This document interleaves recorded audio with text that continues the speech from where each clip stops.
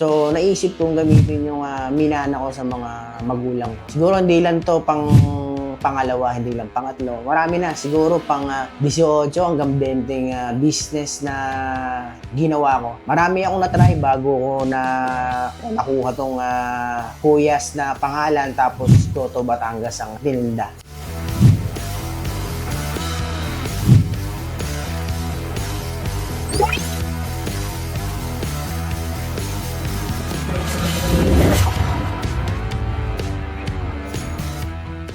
Ako si Kuya, kung tawagin nila, dito sa Pinagbuhatan. Ako rin si Kevin, pagka nasa normal na buhay. Tinayo ko tong ang negosyo to. Kumbaga sa salangsalana. Wala na akong maisip kasi meron sila nito, meron sila niyan. So naisip kong gamitin yung minana ko sa mga magulang ko. Siguro hindi lang to pang pangalawa, hindi lang pangatlo. Marami na, siguro pang 18 hanggang 20 business na ginawa ko. Marami akong natry bago ko na nakuha tong Kuyas na pangalan, tapos Toto Batangas ang tininda. Chance na to nag-boom na, so ang hirap mapakawalan kasi may mga tropa tayo, may mga tropa rin ako na gusto nila yung gantong vibes. Gusto nila yung gantong luto, yung ganyan kasi makinginom, gusto nila pulutan, sa umaga naman, yung hihigop sila ng mainit na sabaw. Yung nanay ko kasi, merong karinderya. Nagluluto siya nun,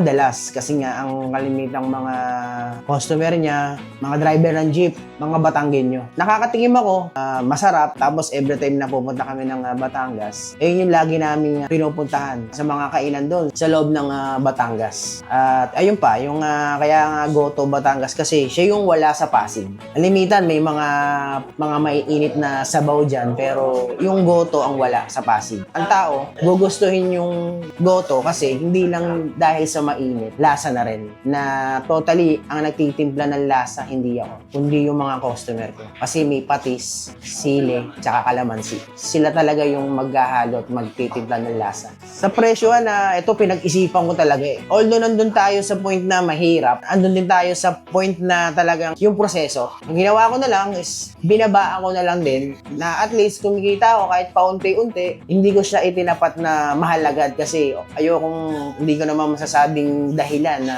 ang taas ng ganito, ang taas ng ganyan. So, in-equal ko lang dun sa presyo na mababa. Pero yung serving naman, hindi rin naman masasabi na talagang tinipid. Siguro ang pagkakaiba ko lang sa mga nag-go-goto, bata. Sabi nga nila, hindi ka pa hinog. Sa akin, hindi ko na pinanghawakan yung salita na yun. Ang pinanghawakan ko na lang kasi yung yung buhay na harapin mo rito sa Maynila. So, kailangan mo talagang lumaban. Bata, wala pa, hindi pa alam yung tumimpla, yan, ganyan. So, akin, inano ko na lang na yung mga experience ko, in-apply ko siya naging naging tauhan din. So, yung mga nakikita ko sa mga superior ko dati, yun yung ginawa ko, ni-recycle ko lang, ayun, in-apply ko naman sa sarili ko.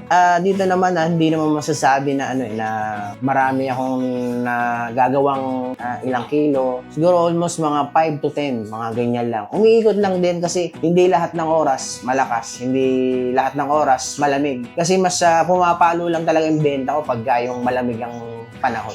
Ang pinaka-dinadayo talaga dito is yung kabgabing. Yung kabgabing kasi ginawa ko na siyang libre kasi yun yung mga buto na may laman. So doon ako kumukuha ng pinakakaldo. Tapos after na lumambot, ayun inaano na namin sa customer. Ipinamimigay ko na lang. Hindi ko na siya pinagkakitaan. Masarap din naman. Ayun ang dinadayo nila rito, yung kabgabing. Dito sa Kuyas, Goto Batangas, 24 hours. Pero every Friday, nagsasara kami para maglinis, para magpahinga yung mga tao. Located siya dito sa may Pasig City, Barangay Pinagbuhatan, Acacia Street. Pagpasok nyo ng Arco, abante lang kayo ng konti, bandang kanan.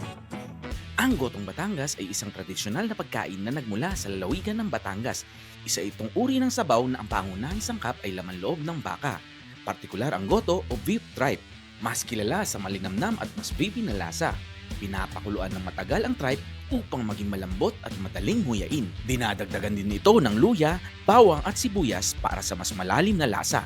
At minsan ay nilalagyan ng atsuete para sa kulay. Karaniwang inihahain ng Gotong Batangas na may kasamang kalamansi at sili. Dagdagan mo pa ng sibuyas na pinapasarap ng toyo o patis. Ito naman ay nagbibigay ng balansing asim, anghang, at alat. Sa Batangas, ang gotong ito ay hindi lamang pagkain, kundi bahagi ng lokal na kultura. Madalas makikita sa mga karinderya at paboritong kainin anumang oras ng araw. Kuyas, Gotong Batangas! Ang kamusta po kayo lahat? Magandang araw, magandang gabi na dito po sa Pinagbuhatan, Pasig City. Tayo napadpad kung saan dinayo nga natin itong Gotong Batangas na merong kabkaben. Bago sa pandinig ko, kabkaben, ito pala po, napag-alaman ko, ito yung mga pinagtabasan na mga buto-buto ng baka, no? Yung mga ribs, yung mga ganyan na may laman pa. Take note, libre po ito dito, kaya naman dinadayo, no? Ang lineage po ng pamilya ni Kuya Kevin, no? Nito may-ari po ng Kuyas Gotong Batangas ay talagang mga Batanggenyo. Kaya naman siguro, mga Noy, hindi na natin mapapagkaila na talagang masarap ang mga lutong goto, no? Ni Kuya Kevin, ha? So dito nakikita ko po, itong in-order ko ay jumbo, no? Merong special, merong kung ano lang gusto nyo, laman, tuwalya, isaw, no? Ayan, ito po ay punong-puno, jumbo. Lahat ng laman loob, meron sila. Balbakwa, yung balat po, meron. At ayan na, may isaw, may laman din, kompleto, may puso. Ayun, no, may tuwalya. Ito, tuwalya po ito, kitang-kita. O, ayan. Man natin muna yung sabaw. Normally, meron siyang atsueteng ganito, no? Yun. Wow. Unang tikim ng sabaw pa lang, masasabi ko po, gusto ko yung timplada niya. May konting kagat ng hanghang pero tamang-tama masarap lang. Hindi siya matabang na kailangan mo pang laruin yung panimpla mo, no? Check natin kung malambot. Balat, check natin. Lambot Palya, check din. Lahat malambot, Noy. Natin isaw. Super lambot lahat. Puso. Isa sa mga matitigas na parte ng mga ganitong Gotong Batangas. Lambot. Panalo to. Pasukan na po natin. Noy, dayuhin nyo to. Suportahan nyo, double check po itong Gotong Batangas ni Kuya Kevin.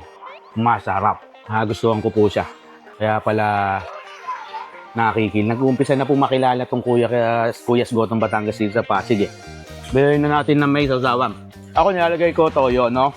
Pinigaan ko na po ng kalamansi ito. Pwede rin na kapit, no? Nasa inyo, pampalasa ko. Anong gusto nyo? Lagyan ko lang ng kalamansi, sile. Piniga ko yung sile at may sibuyas, no? Sabayan na natin na may laman. Nilagyan ko na po ng sibuyas at kalamansi. Toyo, no? Na may sile.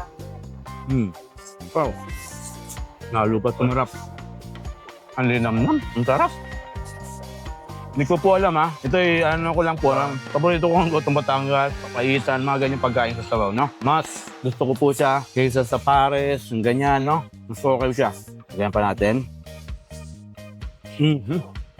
Worth it, mga Noy. Ganahin na natin itong kabkabin. Grabe, yun yung itsura, Ganahin naman. Yung puno ng naman itong kabkabin. Namimigay na lang po ito dito, Libre na. Ang lambot. Solido sa lambot. No wonder yung sabaw, kaya po malasang malasa. Itong kabkabin ng base, no? Habang pinakukulan itong kabkabin, yung nilalabas po nitong flavor sa sabaw, yun yung nagpapasarap dito sa Gotong Batangas ni Kuya. Anyway, mga Noy, siyempre, hindi po natin papakabahin. Maraming salamat naman po sa inyo sa pinagsamahan natin ngayong araw nito. Sana masuportahan po natin, dayuhin po natin to, no? Kuya sa Gotong Batangas, dito sa Pinagbuhatan ng Pasig City sa Acacia. Dito sila, no? Bungad na bungad lang, makikita nyo na kaagad. Sulit po ang pagpunta nyo rito. Halagang 105 pesos, meron ka ng ganitong klaseng Gotong Batangas, yung jumbo nila. Kompleto na sa laman.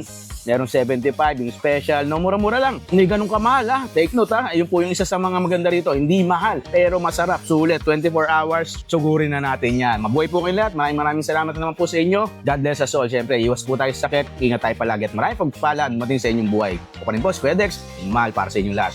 Bye, hanggang sa susunod.